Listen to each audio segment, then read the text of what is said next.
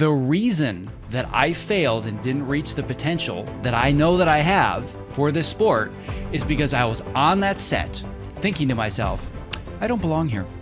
I don't know why I'm here. I don't know how I got here. This is a cool experience. I don't belong. And they're going to figure out that I'm a fraud.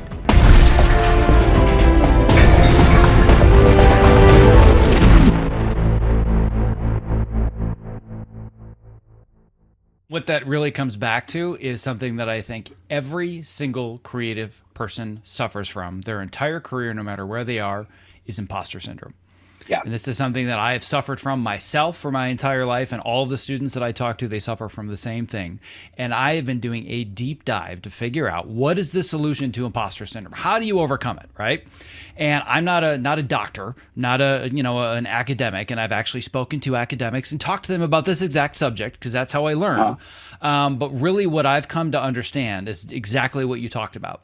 You identify the imposter syndrome, you know that the fear is there, but you just start chipping away at it one swing at a time, over and over and over. You do your scene. All right, it sucked, but it was a little bit less than it was the time before. And then you do it again, and then you do it again. And then one day you stand on the stage, you're like, I'm an actor, right? But it takes a long time to get there. And you have to both confront the fear, but also you have to be willing to embrace failure as part of the process. And I think that's where so many people get stuck, is they say, well, I'm not made for this, or I'm not good enough, so why should I try? As opposed to, that's exactly why you should try and try more and try harder, because eventually you're going to work through it. And like, people are thinking, oh yeah, well, maybe that's how you felt 20 years ago, but now you're on Cobra Kai and this and that. Let me just tell you a little story. Right? I haven't even told this story yet, but you're bringing it out of me because you're being super honest. I'm going to be super honest. So I did not do well on my first season on American Ninja Warrior. I did not do well at all. And I've been spending months trying to dig in and figure out what is it that happened. Well, was it my placement of the hand on the rope, where I should have jumped off the left foot or the right foot? I know that it's none of those things. The reason that I failed and didn't reach the potential that I know that I have for this sport is because I was on that set thinking to myself, I don't belong here.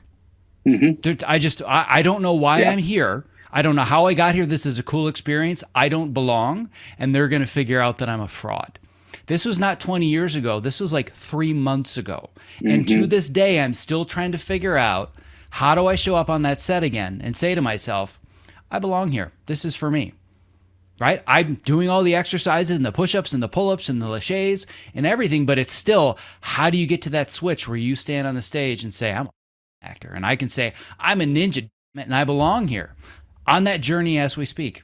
Yeah, no, I mean, it is, and I think that's where, when as we first started talking about it, there is this thing that I can't explain. I can't package this up and say, this is how you figure out you can get over this imposter syndrome by just doing this. Like, I really do believe there has to be this willingness to trust the process and to fail,